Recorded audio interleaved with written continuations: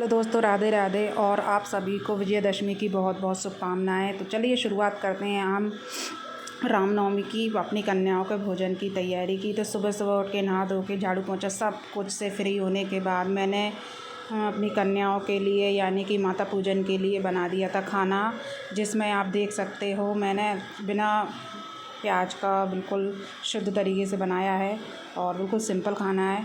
तो इसके लिए मैंने आलू को उबाल के रख लिया था, आपने देखा ही होगा। उसके बाद ये मैंने मसाले में लगा दिया था तड़का।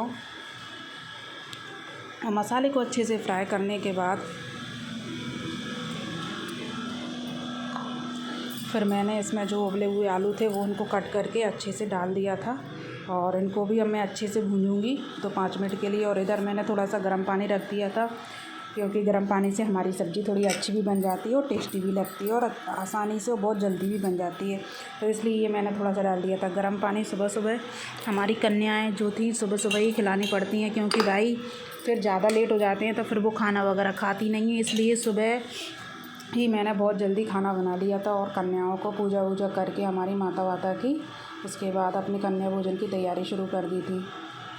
और फिर मैंने सब्ज़ी वब्जी बनने के बाद और भी बनाना था मुझे।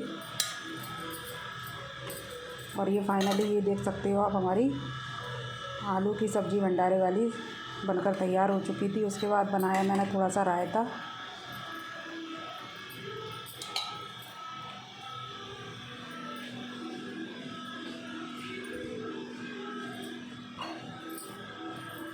और रायते को लगाने के लिए तड़का फिर मैंने उसमें लगा दिया था जीरे का।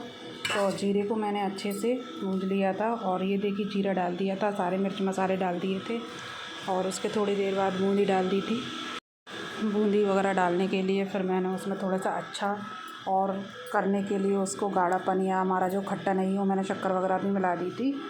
तो उसके बाद फिर मैंने उसको रख दिया था 2-5 मिनट के लिए फ्रीज में, क्योंकि फ्रीज में रखने के बाद हमारा जो रायता है ना बहुत ही अच्छा ठंडा ठंडा और कूल कूल अच्छा लगता है। तो फिर मैंने फ्रीज में रख दिया था रायते को। उसके बाद क्या है, फिर मैंने बना दी थी थोड़ी सी खीर, मीठी मीठी बहुत ही टेस्टी। और जिसके लिए दूध गर्म होने के लिए रख दिया, दूध में डाल दिए थे चावल। और फाइनली हमारी जो खीर थी वो मैं तैयारी कर रही थी, क्योंकि आज हमारी जो कन्याएं हैं बेचारी वो इतना तो खाती हैं थोड़ा बहुत, और उसमें भी अगर उनकी मनपसंद की चीज़ें ना मिले तो वो भी नहीं खाती हैं। तो इसलिए उनको रिझाने के लिए कुछ ना कुछ तो बनाना ही पड़ता है, कम से कम थोड़ा बहुत कुछ तो खाएँ।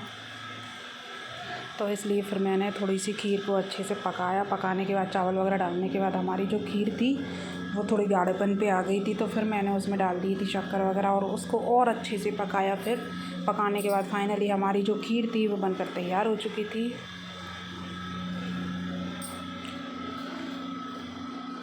उसके बाद फिर मैंने पुए वगैरह भी बना दिए थे पूजा के लिए।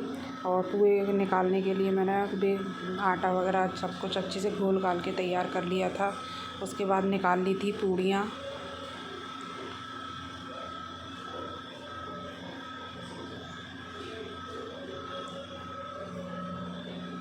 और उसके बाद माता की पूजा वूजा हो चुकी थी, माता का जो था सब कुछ करके। और फिर मैंने कन्याओं को बुला लिया था और फाइनली उनने थोड़ा बहुत ही खाया, लेकिन नहीं खाया तो चलिए उनको लिए पैक वैक करके रख दी थी कि भैया ले जाओ अपने घर पर, थोड़ा बहुत बाद में खा लेना, क्योंकि घर पर तो थोड़ा सा ही खाया। उसके बाद फिर हमने कन्याओं को, जी हमारे निक्कू भाई ने, ये देख सकते हो आप, वितरण किए सामान। और वो भी खुश हो गई थी। हमारी प्यारी प्यारी कन्याएं, इतने शुभ कदम उनके घर में पड़े हैं और नवदुर्गों में, तो देखिए कुछ तो देना ही पड़ता है उनको। और देने के बाद जब वो आशीर्वाद दे के जाती हैं तो उसका भी फल ईश्वर ज़रूर देता है। तो चलिए हमारी छोटी छोटी कन्याओं को हमने खिला दिया था, भोजन करा दिया था। उसके बाद फिर हम लोग लग गए थे अपनी तैयारियों में उनको गिफ्ट देने की।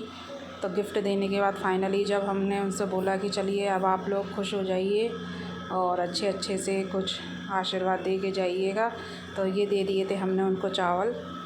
और अब वो हमारे लिए अच्छे अच्छे आशीर्वाद दे के जाएंगी। फाइनली हमारी जो कन्याएं थी वो तैयारी में थी कि कब हम उठें और कब हम जाएं, क्योंकि उनका सब भोजन वगैरह सब कुछ हो चुका था और मस्त मस्ती में लगी हुई थी वो लोग।